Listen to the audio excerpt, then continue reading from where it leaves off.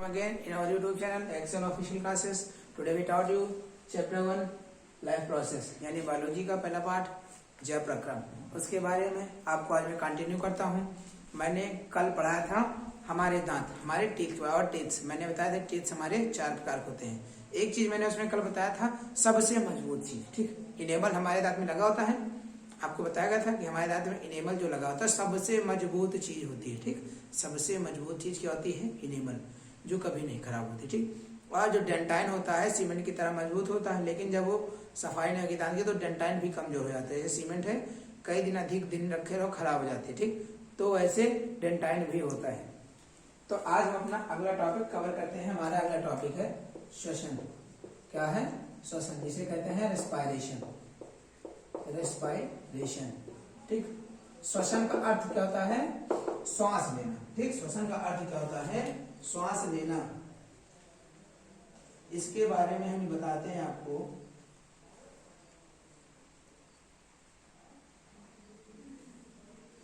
यानी कह सकते हैं, ये कह सकते हैं हम लोग कि सभी जीवों में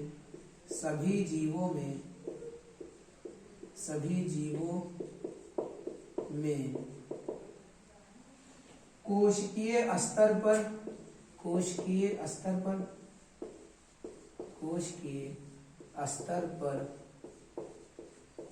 सभी जीवों में कोशिकीय स्तर पर ऑक्सीजन की उपस्थिति में, ऑक्सीजन यानी ऑक्सीजन की उपस्थिति में, ठीक। यानी सभी जीवों में कोशिकीय स्तर, कोशिका के स्तर पर जब ऑक्सीजन हमारी उपस्थित होती है,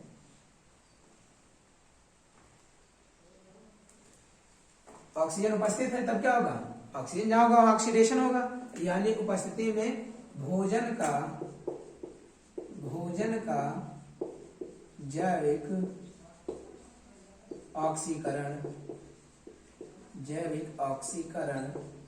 क्या कहलाता है? हमारा श्वसन कहलाता है। श्वसन कहलाता है, ठीक।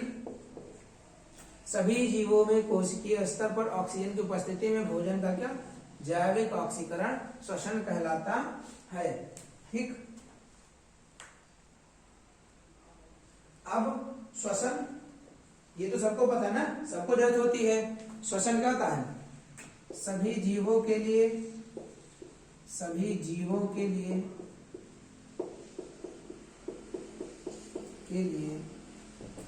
यह प्रक्रिया, सभी जीवों के लिए यह प्रक्रिया अत्यंत आवश्यक होती है, जिसके लिए ऊर्जा की आवश्यकता होती है। किसकी आवश्यकता होती है? ऊर्जा की आवश्यकता होती है। और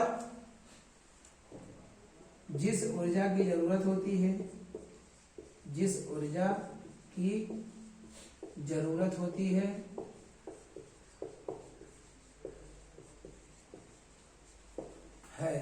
ठीक। वह एकमात्र ऊर्जा कौन सी है? वह एकमात्र ऊर्जा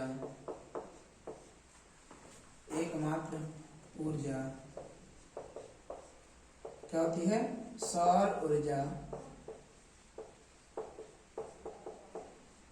होती है, ठीक। क्या होती है?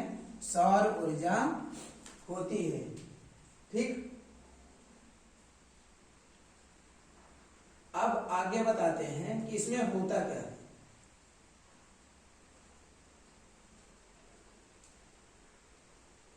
ठीक, सभी जीवों के लिए यह प्रक्रिया अत्यंत आवश्यक होती है, जिस ऊर्जा की जरूरत होती है वो एकमात्र ऊर्जा कौन सी है?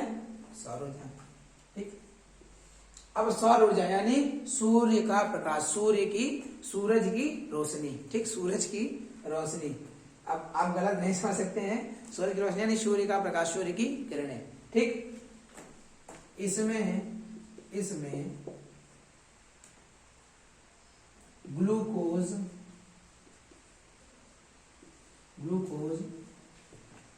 के अणु टूटकर कार्बन डाइऑक्साइड और जल बनाते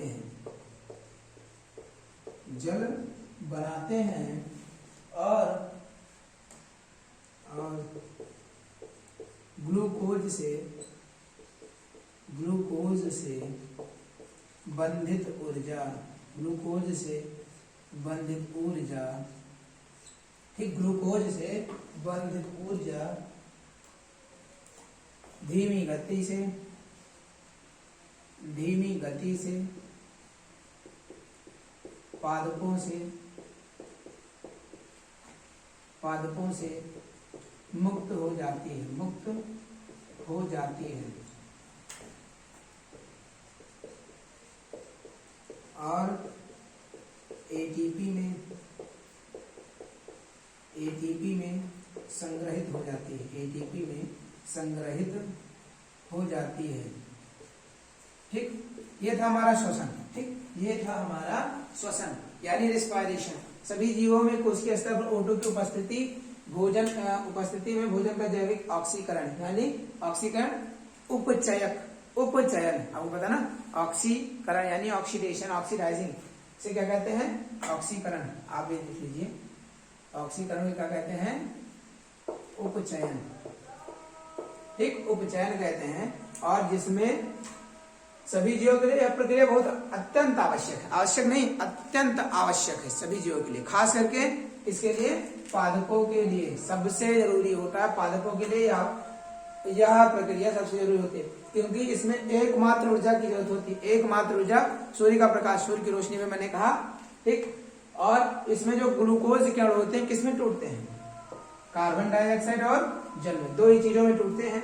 और जो इसमें ग्लूकोज जो होता है हमारा, इसमें जो कुछ ऊर्जा होती है बंधी हुई ऊर्जा, वो धीरे धीरे आहिस्ता धीरे धीरे गति से पादपों से मुक्त होकर कहाँ चली जाती हैं, एटीपी एड्रेनोसिन ट्राइफॉस्फेट है, एड्रेनोसिन ट्राइफॉस्फेट इसे कहते हैं। ठीक, तो ये था हमारा श्वसन का आज का लेक्चर। ठीक, श्वसन पर ये इतना था, इसको नोट कर लीजिए आप लोग जल्दी से, तब आगे बताते हैं इसके आगे क्या होता है। सो गाइस, नोट कर तो रहे होंगे आप, लेकिन एक चीज अभी देखिए, मैं आपको एक चीज समझा दे रहा हूँ। एक चीज और समझ लीजिए, कोई जरूरी नहीं कि डिफिनेशन से सारा चीज होता हो। ठीक, कोई जरूरी नहीं डिफिनेशन से ही सारा, देखो सभी जीवों में कोशिकीय स्तर पर होता है। ठीक, लेकिन ग्लूकोज के अणु, ग्लूकोज का फार्मूला आप लोगों को पता है, C6H12O6। ठीक, क्या होता है, टूट जाता है, टूटकर यानी उपचयन होता है, ऑक्सीकरण यानी ऑक्सीजन के साथ हो गया। ठीक, रिएक्शन ही हो गया मेरा। ठीक, ये होता हमारा reversible reaction. Okay, reversible reaction ये आपको बताया गया है। ठीक, किसमें टूटता है, सबसे पहले कार्बन डाइऑक्साइड और फिर H2O। और क्या होता है, इसमें जो ऊर्जा बनी होती है इसमें किससे जाती है, धीरे धीरे पादपों में, यानी ये ऊर्जा हमारी क्या हो रही है, मुक्त हो रही है। ऊर्जा क्या हो रही है, मुक्त हो रही है। ठीक, ये था हमारा। अब हम रिएक्शन को क्या कर ले रहे हैं, कंप्लीट। ठीक, ये हो गया हमारा कंप्लीट रिएक्शन। ये था हमारा ग्लूकोज, ये था हमारा ग्लूकोज, ये था हमारा ऑक्सीजन। ठीक, टूटा, किसमें हुआ, कार्बन डाइऑक्साइड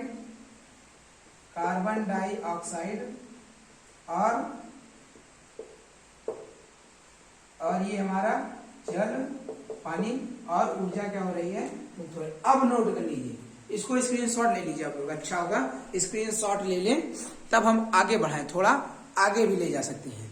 ठीक, अभी पादपों से तो मुक्त हो रही है, पादपों से मुक्त हो रही ऊर्जा, अब क्या बताया गया है,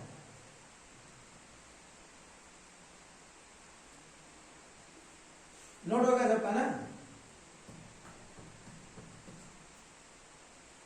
अब देखिए, ये ऊर्जा जो होता है हमारा, ये ऊर्जा, ठीक, इसके कहते हैं एडीपी। ठीक, एड्रेनोसिन डाइफॉस्फेट, यानी ऑक्सीजन की संख्या 2 होगी। ठीक, अब ये ऊर्जा हमारी जाती है कहाँ पर, फॉस्फेट में जाती है। कहाँ पर जाता है, फॉस्फेट जो अणु होता है हमारा, फॉस्फेट मॉलिक्यूल, इसी में जाता है, ठीक, इसी में जाता है। और इसे किससे प्रदर्शित करते हैं, आईपी से, आईपी से, फॉस्फेट मॉलिक्यूल को आई से प्रदर्शित करते हैं। और जब ये और ये आपस में रिएक्शन करेंगे तब क्या होगा, एटीपी, एडेनोसिन ट्राइफॉस्फेट, ठीक। ये था हमारा रिएक्शन, ये रिएक्शन।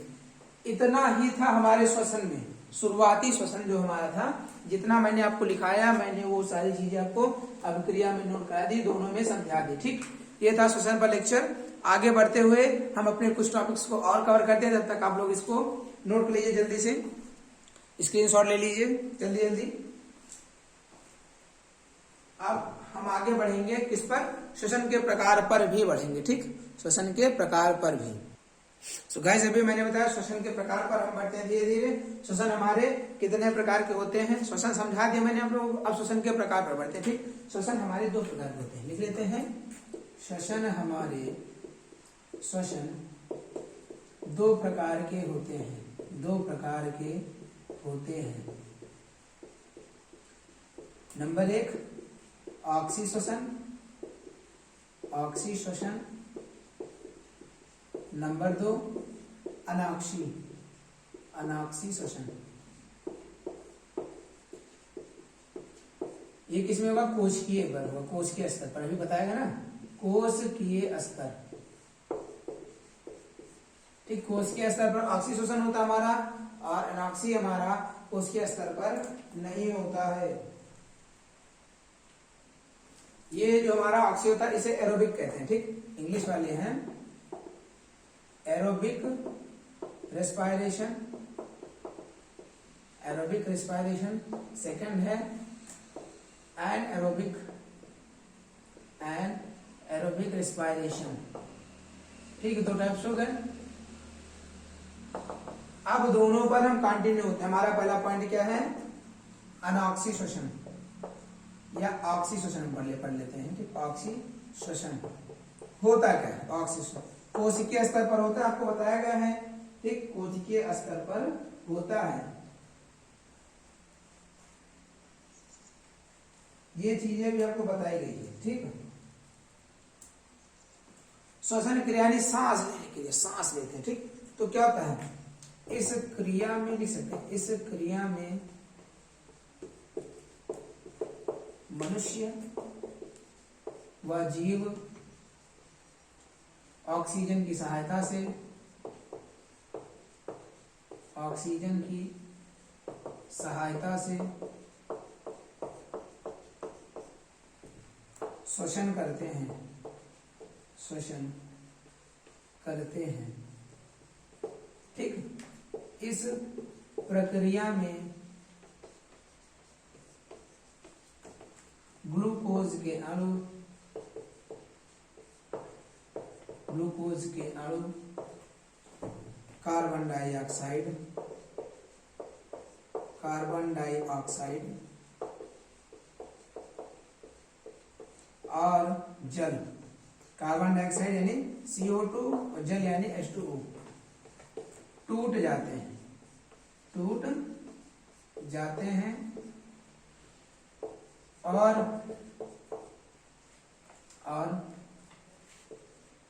ऊर्जा मुक्त होने लगती है, ऊर्जा मुक्त होने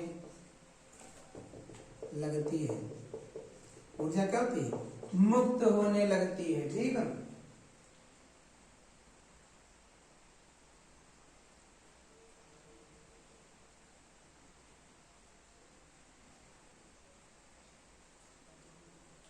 अब एक चीज ध्यान रखना, अभी हम पढ़ते हैं ना माइटोकॉन्ड्रिया,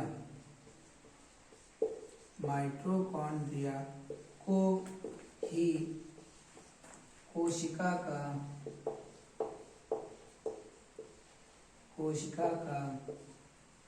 ऊर्जा ग्रह कहते हैं। क्या कहते हैं, ऊर्जा ग्रह, या ग्रह माने घर, ठीक, ऊर्जा घर कहते हैं।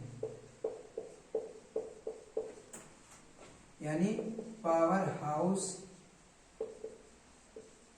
Of cell is mitochondria. क्या? माइटोकॉन्ड्रिया को क्या कहते हैं? कोशिका कवच। ठीक गाइस, ये हमने श्वसन के पहले प्रकार के बारे में पढ़ लिया। आप लोग नोट कर लीजिए इसको, जल्दी से नोट करते हुए आगे बढ़ें और जल्दी जल्दी नोट करें। ठीक, स्क्रीनशॉट भी ले सकते हैं, जिनको दिक्कत हो रही है स्क्रीनशॉट लेकर आगे भी लिख सकते हैं। सो गाइस, आप लोगों का नोट हो गया, उम्मीद हो गई होगी, नोट हो गया होगा। तो गाइस, आज तक का हमारा लेक्चर श्वसन पर यहीं पर था। अगले लेक्चर में आपको सेकंड टॉपिक पढ़ाऊंगा, अनाक्षी श्वसन यानी अनएरोबिक रेस्पिरेशन। इस लेक्चर में जहां पर भी ना समझ में आया हो, आप लोग कमेंट कर सकते हैं कि मुझे यहाँ पर नहीं समझ, दूसरी वीडियो बनाकर आप लोगों को समझा दूंगा अच्छे से। तब तक हमारे साथ इस कोरोना महामारी के बीच में आप लोग हमारे साथ बने रहें। तब तक के लिए शुक्रिया। Thank you guys for watching this video and be tuned with us for supporting our team.